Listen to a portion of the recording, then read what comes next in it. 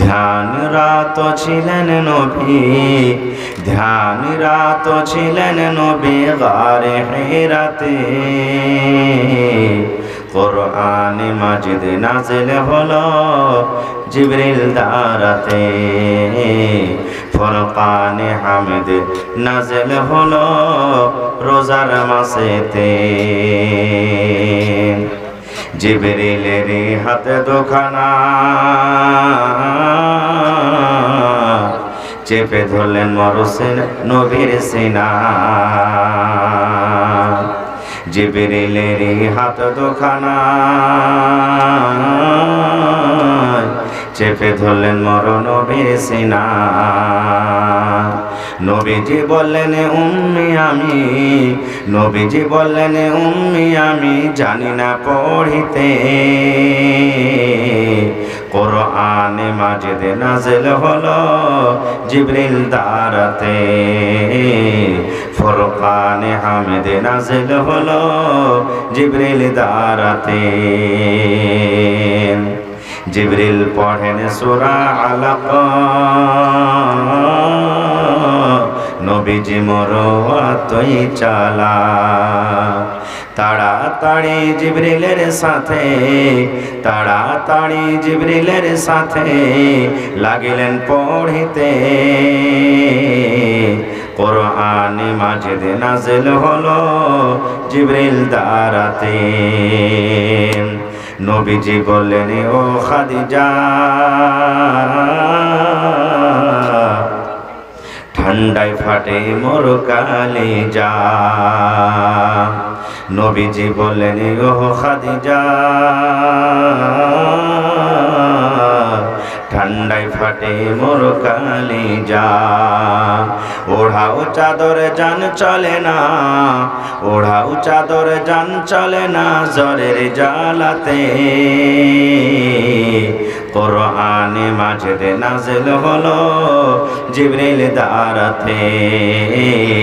ফুরকান হামিদ নাজিল হলো রোজার মাসেতে। মানব কুলে আহকাম সারা পূর্ণ কালাম 30 পারা। মানব কুলে আহকাম সারা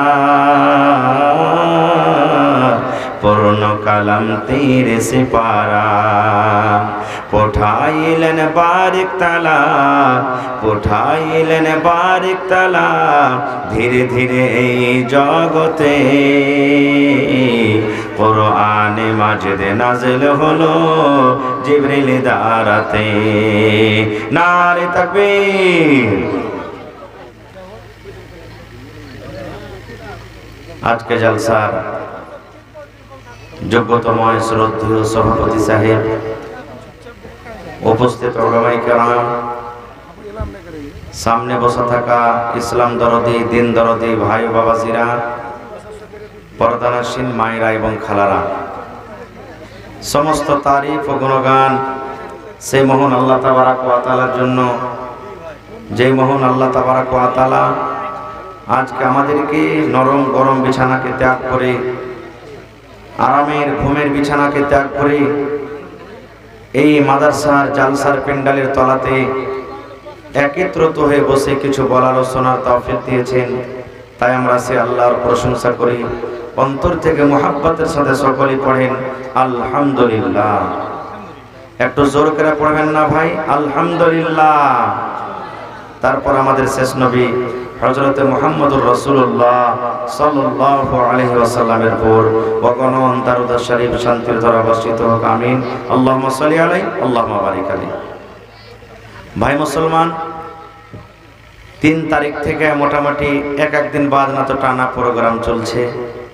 আজকে আপনাদের সামনে এসেছি সূরাতুল আলাক থেকে কয়েকখানা আয়াত তেলাওয়াত করেছি এবং আল্লাহর নবী মুহাম্মদ সাল্লাল্লাহু আলাইহি সাল্লামের একটা হাদিস পড়েছি। সে আয়াত এবং হাদিসটাকে সামনে রেখে শিক্ষা সম্পর্কে কিছু কথা রাখবো।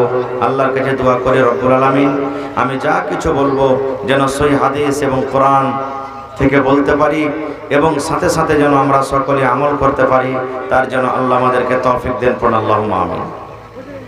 ভাই মুসলমান, এই পৃথিবীতে জমিনের ওপরে সব থেকে বড় দাওলাত, সব থেকে বড় সম্পদ কি বলতে পারবেন আপনারা?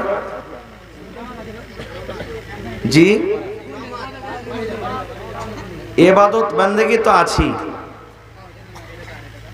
সব থেকে বড় সম্পদ দাওলাত, যাকে আমরা দাওলাত মনে করি না, যার কোনো আমরা মর্যাদা দিনে, ভ্যালু দিনে,